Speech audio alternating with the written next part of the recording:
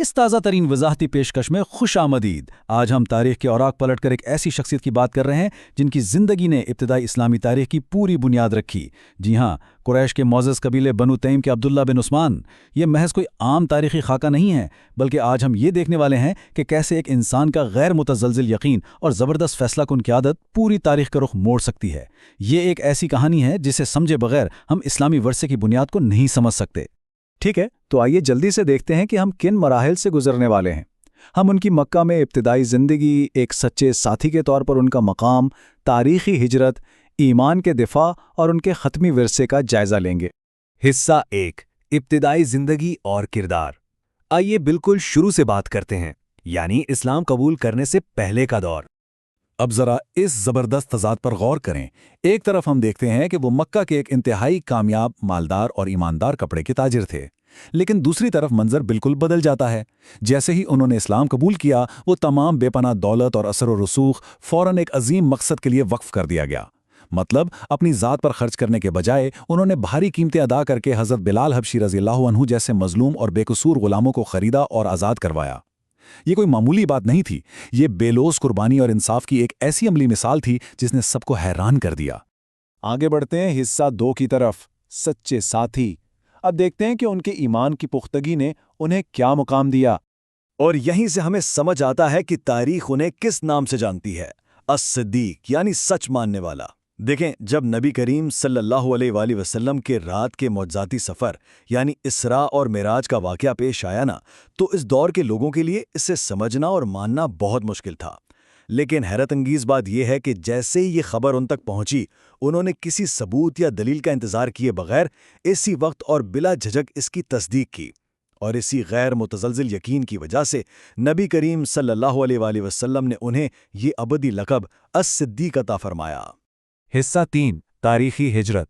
اب ہم تاریخ کے اس موڑ پر آتے ہیں جہاں حالات انتہائی خطرناک ہو چکے تھے۔ ذرا اس کشیدگی کا تصور کریں۔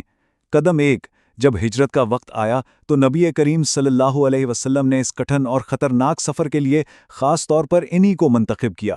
قدم 2، مکے کے کافر ہر طرف تلاش میں تھے اور جان بچانے کے لیے ان دونوں ہستیوں نے غار ثور کا رخ کیا اور وہاں لگاتار 3 راتیں قیام کیا۔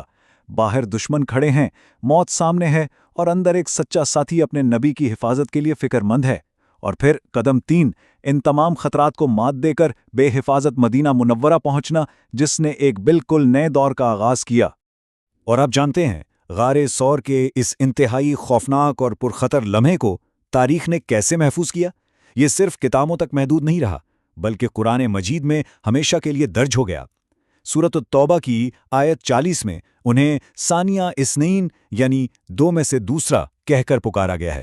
جب دشمن بالکل سر پر تھے، تب وہ وہاں اپنے نبی کے ساتھ موجود تھے۔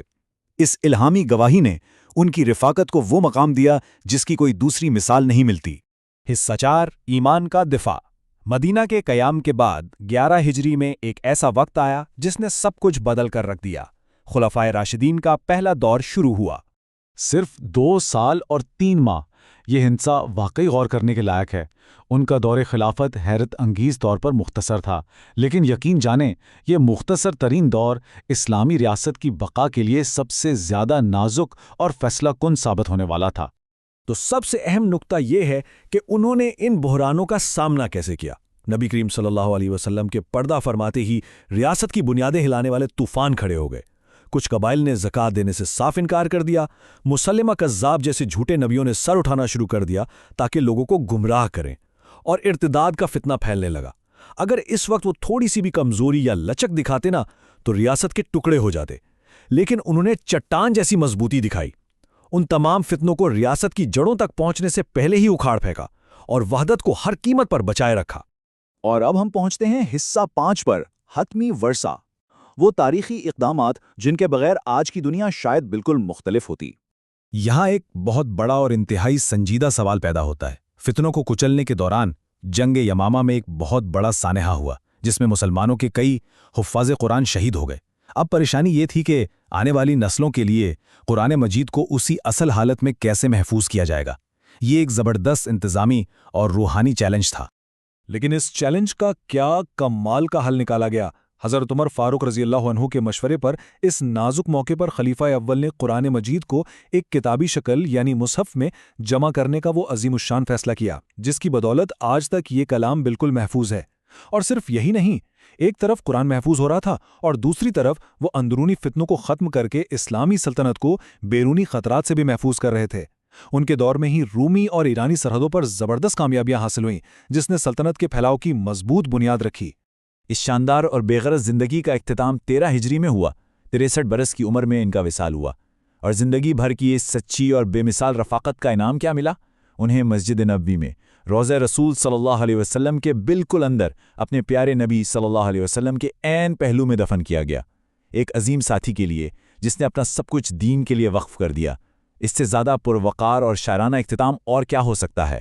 تو اس ساری گفتگو کے بعد ذرا یہ سوچیں، محض 2 سال اور 3 مہینے، انسانی تاریخ میں یہ وقت واقعی ایک پلک جھپکنے کے برابر ہے۔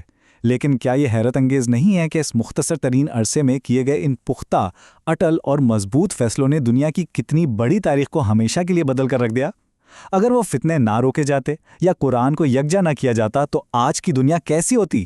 یہ یقیناً ایک ایسا سوال ہے جو ہم سب کو حیرت میں ڈال دیتا ہے کہ کیسے ایک شخص کا ارادہ اتنے بڑے ورثے کی بنیاد بن سکتا ہے۔ اس وضاحتی پیشکش میں ہمارے ساتھ تاریخ کے اس شاندار سفر پر چلنے کا بہت شکریہ۔